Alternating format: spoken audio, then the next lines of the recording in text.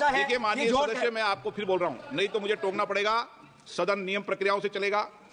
2-6 में क्लियर नियम प्रक्रिया है। I have written a letter to you putting on record a number of times he has abused the chair of the former prime ministers. So please before pointing fingers, अपने घर में खुद जाके. If it is this very clearly that I have to read the speech. Honorable, I do not expect you. What is this?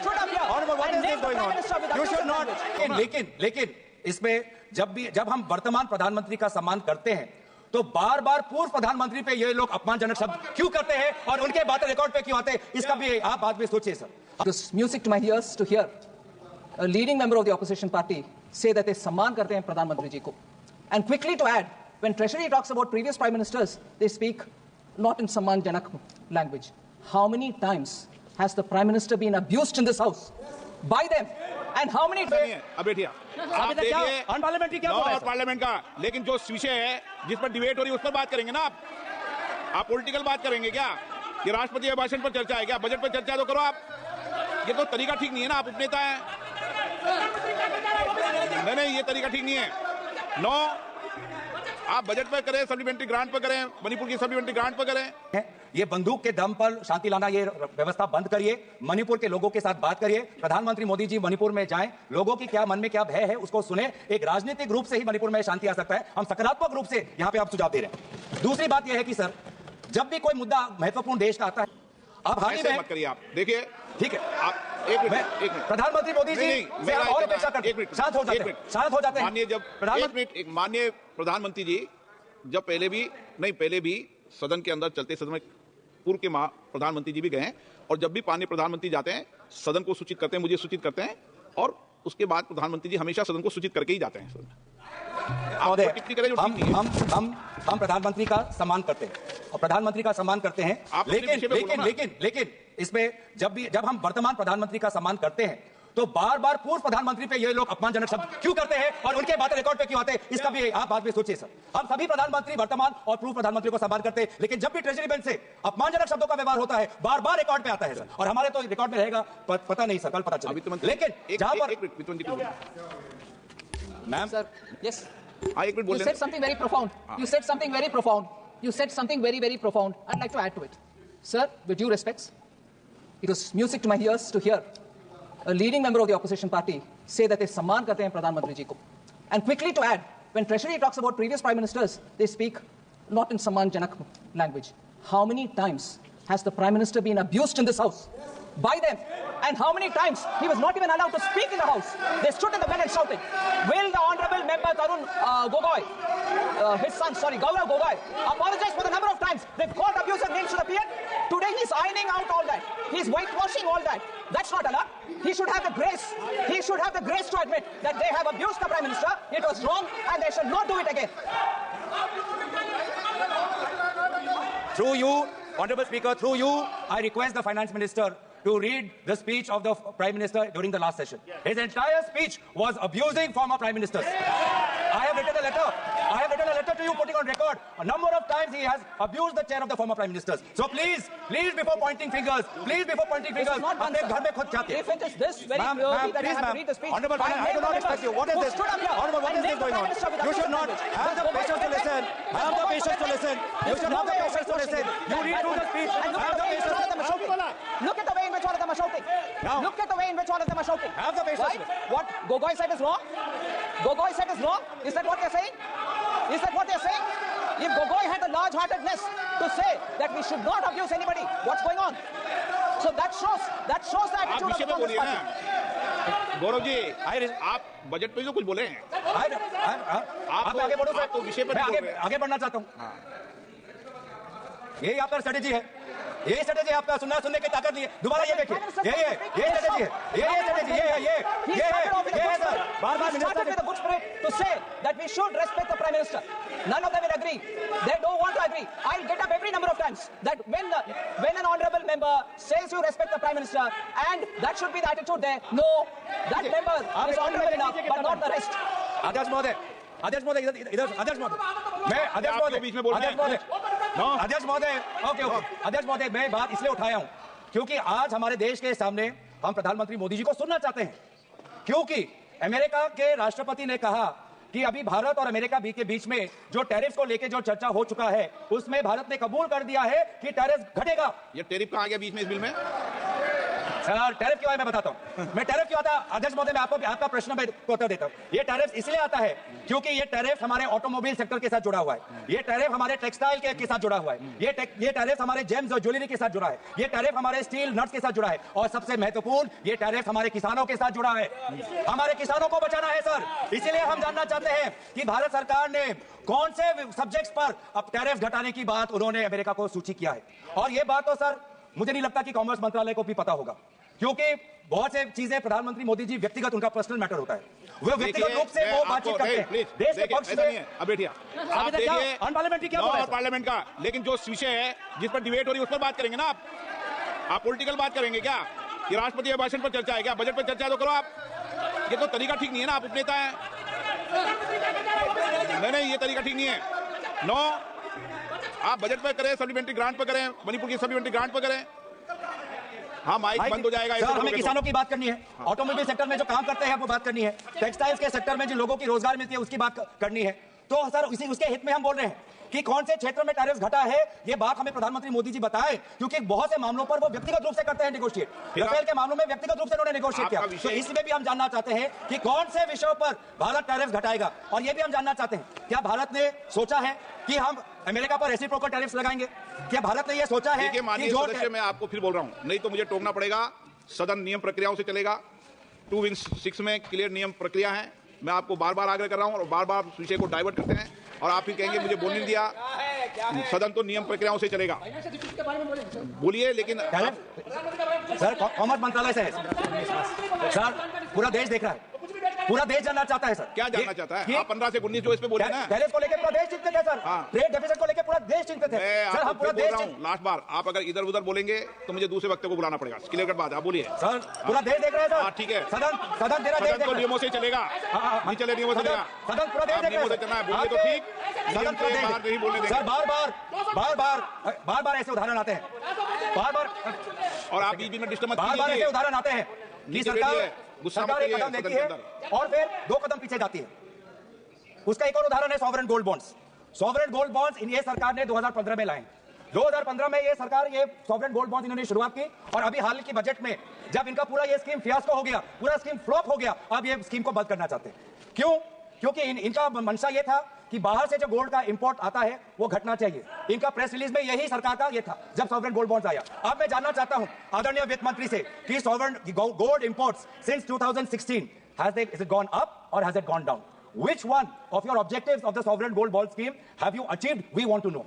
You got the sovereign gold bond scheme thinking that government borrowings, it will help government borrowings. But now your liabilities are such that even in this budget you have to pay around 8,900 crores, and in a few years from now the government liabilities has exceeded by 930%, and you have to pay close to 1 lakh crores, and that is why close to 67 tranches of sovereign gold bond payments have been withheld by this government. And this shows, again, that in this government they only care about headlines, they only care about speeches, they only care about optics, they don't know what is happening on the ground. They don't know what is happening on the ground.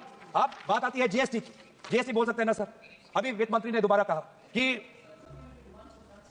Ma'am please have the patience ma'am, you can say all of this in your reply ma'am.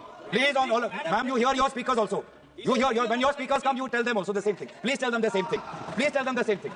Now I'm telling, if I'm saying anything which is not related to finance economy, you tell. Now in GST, caramel popcorn alag, non-caramel popcorn alag. Now GST में sir former chief of economic adviser, इन्हीं के सरकार के time former chief of economic adviser ने कहा है कि सिर्फ रेट कट से नहीं होगा, आपको जीएसटी स्ट्रक्चर में सुधार लाना है। लगभग 100 रेट है, इतने सारे सेसेस है, मल्टीपल टैक्स स्लैब्स है। आज तो सर आप हैरान होंगे ये जानने पर, आज मंदिर पर भी जीएसटी है। जो सरकार धर्म को लेके आज वो लोग बीच में जाती है, देश के बीच में, आज उन्होंने कुछ वर्षों से पहले मंदिरों पर भी उन्होंने टैक्स लगा दिया है जो हिंदू रिलीजियस एंड चैरिटेबल एंडाउटमेंट्स पे आते हैं। और एक स्कूल पेंसिल पे भी, एक स्टेशनरी पे भी, यूनिफॉर्म पर भी इनका जीएसटी है। और जीएसटी, मैडम आदरणीय अध्यक्ष महोदय, GST has become the new tool for blackmail, extortion and evasion. GST rate has become the new architecture for harassment, and evasion has also become easy. Evasion has increased from 2020 in 2023. Evasion of GST has doubled to 2 lakh crores. अब इन्होंने एक और harassment का tool निकाल रहे हैं, वो है इनकम टैक्स बिल में, जो फिलहाल कमेटी में है। लेकिन इनकम टैक्स बिल में एक प्रावधान है कि आज एक इनकम टैक्स ऑफिसर आपके मोबाइल फोन में, आपके कंप्यूटर में पूरा वो चीजें देख सकता है। पूरा सोशल मीडिया आपको देख सकता है। इतना ताकत जो हमारे सरकार के इंफॉर्मेशन टेक्नोलॉजी एक्ट 2000 में नहीं है, इतना ताकत जो डिजिटल प्रोटेक्शन एक्ट 2023 में नहीं है, उतना ताकत आज ये इनकम टैक्स ऑफिसर्स को देना चाहते हैं। और इनका क्या मंशा है हमको सब पता है। Income tax is just the way they are using it is harassing people, harassing shopkeepers, harassing small traders, harassing small businessman. And आज यही आज लोगों के बीच में चिंता है। धन्यवाद सर। तो एक और उदाहरण देता हूं कि क्यों ये भाषण पे कितना ये निर्भर है। और इनके भाषण जमीन से इनका कोई ताल्लुकात नहीं। भाषण में बोला कि सर कि मैन्युफैक्चरिंग को जीडीपी का 25% बनाना है। कभी मेक इन इंडिया की बात करते हैं, कभी पीएलआई की बात करते हैं, कभी शेयर दिखाते हैं। हाँ, हेडलाइन उन्होंने मैनेज किया सर। जो World Bank ease of doing business है, उसमें तो हेडलाइन मैनेज हो गया। उसमें इंडिया का रैंक 2014 में 142 था, वो 2019 में जाके 63 आपने इंप्रूव किया। माना ये रैंकिंग आपने कर दिया। लेकिन मैन्युफैक्चरिंग का वास्तविक स्थिति क्या है कि there has been a drop in the value added manufacturing in GDP. In 2010, manufacturing was 17% of the GDP. Today, it has dropped to 12.9%. यह है वास्तविक स्थिति। इतना ईज ऑफ डूइंग बिजनेस को मैनेज करने के बाद भी मैन्युफैक्चरिंग आज घटा है as a percentage of GDP. Private sector investment आज घटा है। आज प्राइवेट सेक्टर इन्वेस्टमेंट कहां पे होना चाहिए सर? उन क्षेत्रों में, उन सेक्टरों में जहां पे हमारे लोगों को मजदूरी मिलती है, रोजगार मिलता है। वो सेक्टर्स क्या है? वो सेक्टर्स है apparel, leather, textiles, food products, would paper. But यहां पे जिस प्रकार से सहायता होनी चाहिए नहीं मिल रही। यहां पे जिस प्रकार से ग्रॉस वैल्यू एडिशन ग्रोथ होना चाहिए नहीं हो रहा है। वास्तविक में क्या हो रहा है कि जो बड़े बड़े कंपनी आते हैं, उनको जहां जहां निवेश करना होता है, उनको जहां जहां अपना प्रॉफिट बढ़ाना होता है, उन जगह में पीएलआई स्कीम्स और विभिन्न प्रकार के सरकारी की तरफ से उनको समर्थन मिलता है। लेकिन जो मध्यम वर्ग है, मध्यम वर्ग की स्थिति बहुत ही कमजोर है। इसीलिए हो क्या रहा है सर? पलायन हो रहा है देश में। आप देख रहे हैं सर, बहुत मुझे भी दुख होता है, पलायन हो रहा है और हर वर्ग में पलायन हो रहा है। आज हमारे बच्चे, आपने देखा होगा कि कोविड के समय, रशिया यूक्रेन के समय, आज शिक्षा के लिए भी कम पैसों में उनकी शिक्षा मिले, आज वो चीन जा रहे हैं, आज वो यूक्रेन जा रहे हैं। ये पलायन है। आज हमारा जवान वो अग्निवीर में नहीं, वो रशिया यूक्रेन में जाके वहां के युद्ध में वो भाग ले रहा है ताकि उसको थोड़ा पगार मिले, ताकि अपने वो घर में थोड़ा पैसे बेच पाए। आज हमारा जो मध्यम, आज जो हमारे शिक्षा के लिए सर, आप कभी पूछे सरकार के बड़े बड़े जो अफसर भी हैं, उनके बेटे बेटियां भी आज उच्च शिक्षा के लिए विदेश जा रहे हैं। और सबसे दुख की बात यह है कि आज मजदूर जिसको सपना दिखाया था कि आपको हर साल 2 करोड़ की नौकरी मिलेगी, वो अपना जमीन बेचकर आज वो अमेरिका जाता है। अमेरिका सरकार उसको पकड़ती है और बेड़ियों में, हाथ और पैर को बेड़ियों में पकड़कर आज उसको वापस आना पड़ता है। बेड़ियों में। आज हमारा निवेशक भी भारत छोड़ के बाहर जा रहा है। 2024 में। एक मिनट, मैं आपको, आप नेता है, वरिष्ठ हैं, ये जो सारे विषय बोल रहे हो वो कई अनुदानों की मांगों पर है क्या? आप बजट पर बोलो, फाइनेंस बिल पर बोलो, टैक्स पॉलिसी पर बोलो, आप वरिष्ठ नेता हैं सर। जब उनके तरफ भी आएगा देखना, सुनिएगा सर, जब उनका भी आएगा तब भी सुनिएगा, जवाब तो देना पड़ेगा, तभी आप सुनिएगा सर। अभी प्राइवेट इन्वेस्टमेंट इतना कुछ करने के बाद भी आज प्राइवेट इन्वेस्टर्स भी भाग रहे। प्राइवेट इन्वेस्टर्स में भी पलायन, हाई नेटवर्थ इंडिविजुअल्स वो भी पलायन, मजदूर पलायन, किसान भी आज पंजाब का किसान आज कनाडा में जाके खेती कर रहा है, लेबर जाके मिडिल ईस्ट में है, छात्र जाके यूक्रेन और चाइना में है। तो सर ये है वास्तविक स्थिति। पिछले मुझे लगता है, मुझे दूसरे वक्ता को बुलाना है, आप अनुदानों की मांगों पर क्यों नहीं आए? आपका निर्णय है सर। नहीं तो अनुदानों की मांगों बोलो, वो आपका निर्णय है सर। आपको वो आपका निर्णय है, आपका सब वो आपका निर्णय है सर। हम निर्णय का आपका सम्मान। Private investors pulled out maximum funds in 2024 as they sold 27.9 billion by 224 exits, and the main reason all economic experts यही कह रहे हैं कि प्राइवेट इन्वेस्टमेंट घट क्यों रहा है। सरकार ने कितना कुछ दिया प्राइवेट कंपनियों को, उनका लोन माफ कर दिया, उनका कॉर्पोरेट टैक्स माफ कर दिया, लैंड उनको दे रहे हैं, बड़े बड़े इन्वेस्टमेंट समिट दे रहे हैं। उसके बावजूद भी प्राइवेट इन्वेस्टमेंट घट क्यों रहा है, रोजगार बढ़ क्यों नहीं रहा है? उसका कारण एक ही है कि वीक कंजम्पशन, वीक डिमांड। जब पेट पे लात पड़ती है, जब हर चीज पे जीएसटी लगती है, जब महंगाई पूरे महीने के बजट को खा जाती है, तो ये ग्राहक, आम आदमी क्या खरीदेगा, बाजार से क्या खरीदेगा? और ये खरीद जो नहीं हो रही, उसके कारण आज निवेश घट रहा है। सर इसीलिए मैं चाहता हूं कि आज आप यहां पे ये सरकार भाषण और ये हेडलाइन मैनेजमेंट में ये अपने पार्टी के मंच पे ये बात करें, लेकिन सदन के अंदर देश के सामने देश की जो वास्तविक स्थिति है उस पर आप बात रखें। आज सर इनफॉर्मल सेक्टर भी बढ़ रहा है। इनफॉर्मल सेक्टर जहां पे हमारे 85% जो हमारे लेबर आज इनफॉर्मल सेक्टर में है, आज वो इनफॉर्मल सेक्टर में भी मैन्युफैक्चरिंग की जगह नहीं है। वो इनफॉर्मल सेक्टर भी आज क्या बजट पे चर्चा की तैयारी कर रहे हैं? राजस्थान की बात कर रहा हूं सर। आपके कोटा क्षेत्र में बहुत इनफॉर्मल सेक्टर है सर। कोटा में कभी जाइए, उनकी बात कर रहा हूं सर। तो वहां पे इनफॉर्मल सेक्टर वो भी बोल रहे हैं कि उनको ढाबे में काम करने के अलावा और कुछ नहीं चारा मिल रहा, होटल में टेबल साफ करने के अलावा कुछ नहीं चारा मिल रहा, मैन्युफैक्चरिंग के लिए उनको अवसर नहीं मिल रहा। The share of manufacturing sector in the total number of informal enterprises fell from 31% in 2015 to 27.4% in 23-24. सवाल बस इतना है, कहां गया make in India? Make in India क्या काम कर रहा है? मेक इन इंडिया से आपने मैन्युफैक्चरिंग ना बढ़ा पाए हैं, ना मेक इन इंडिया से आप इनफॉर्मल सेक्टर में मैन्युफैक्चरिंग और बढ़ा पाए हैं, ना मेक इन इंडिया से आपने लोगों को और रोजगार देने की बात की। तो सर गौरव जी कुछ अनुदानों की मांगों पर बोल लो। डिफेंस पे आता हूं सर। आपने ठीक कहा, डिफेंस पेंशन पे, डिफेंस सर यहाँ पे अध्यक्ष महोदय, मैंने कुछ तो बोला नहीं मैंने, नियम वही है, आप उनको अनुमति क्यों दे रहे हैं? अध्यक्ष महोदय, आपने क्यों अनुमति दे रहे हैं? आप मुझे आपने अभी मुझे सुझाव दिया है, आपने अध्यक्ष महोदय आपने मुझे बोलने दिया है, तो मुझे मेरी बात को सुनिए। खत्म कर दिया। तो यहाँ पे अध्यक्ष महोदय, ये जो नया सप्लीमेंट्री ग्रांट्स आया है, इस पे यूनिफाइड पेंशन स्कीम की बात की। पूरे हर देश में सरकारी कर्मचारी कह रहा है यूनिफाइड पेंशन स्कीम नहीं चाहिए, हमको पुराना पेंशन स्कीम लाइए। उनकी मांग आज हम सदन के अंदर रख रहे हैं।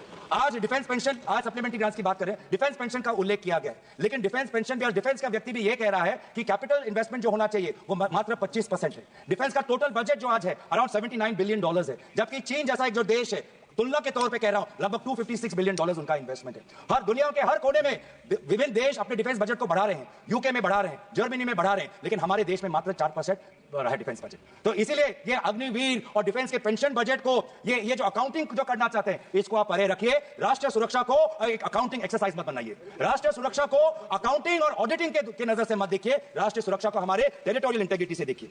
तो सर, मैं ज्यादा वक्त आपका नहीं लेना चाहता, आपने बहुत हमें समय दिया है, आपने ये भी देखा कि बहुत से समय सत्ता पक्ष के लोगों ने भी लिया है, इसलिए मैं चाहता हूं कि हमारे साथ नाइंसाफी ना हो, हमारे पार्टी को पर्याप्त हमें समय मिले। हम बार बार दोबारा उसी चीज में आऊंगा, क्योंकि मणिपुर का बजट आज क्लब हुआ है। गृह मंत्री को नैतिक जिम्मेदारी लेते हुए अपने राजधर्म का पालन करना चाहिए और प्रधानमंत्री को मणिपुर जाना चाहिए। धन्यवाद। मैं एक सेकंड प्रेमचंद जी, मैं सभी सदस्यों से आग्रह करूंगा कि मैंने कई बार गौरव गोगोई जी को कहा, हम कोशिश करें, प्रयास करें कि जिन विषयों पर सदन में चर्चा हो, उन विषयों के इर्द गिर्द ही अपने विषय को रखें तो उचित रहेगा। विप्लव देव जी